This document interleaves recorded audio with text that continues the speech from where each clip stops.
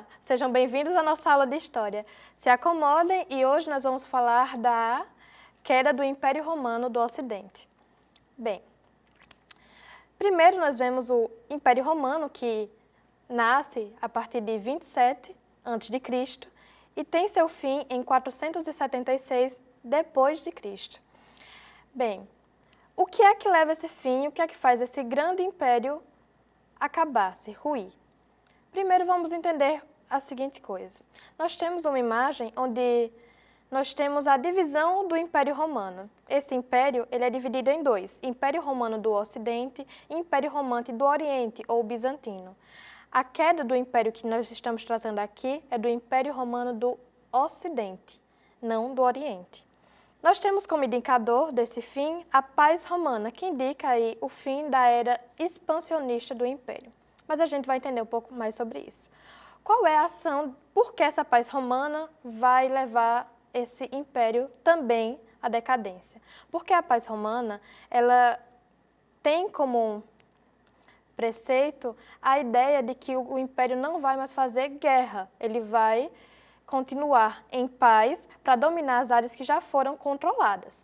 Só que a economia romana também tinha um elemento escravista, e esses escravos, um elemento escravista, e as pessoas que eram escravizadas eram aqueles que eram derrotados nas guerras. Se não tem guerra, nós não vamos ter mais escravos.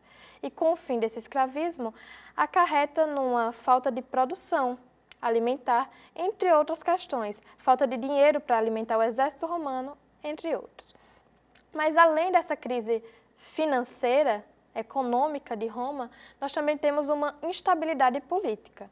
A paz romana já foi uma forma de lidar com essa estabilidade, que era a estabilidade dos territórios que tinham sido conquistados. No entanto, ela gerou um pouco mais de estabilidade, visto que acabou com, como nós sabemos, a parte econômica, entre outros.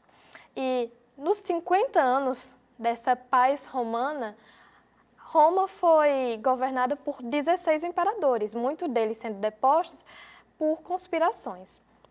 Mas o que mais faz com que esse grande império entre em declínio? Será que foi só a paz romana? Não. Além da paz romana, dessa economia e dessa instabilidade política, nós também temos as invasões dos povos tidos como bárbaros. Mas quem são esses povos que os romanos chamam de bárbaros?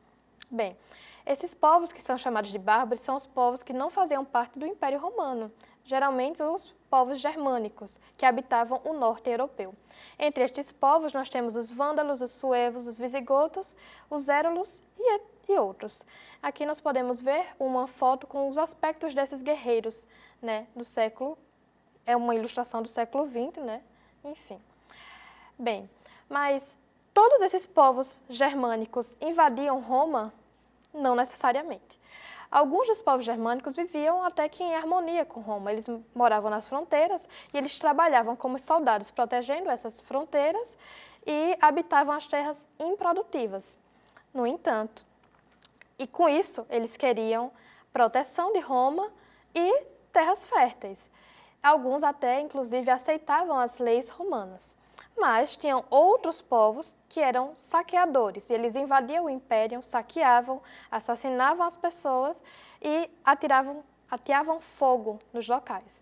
E foi entre outros, por esses saques que Roma vai levando ao fim.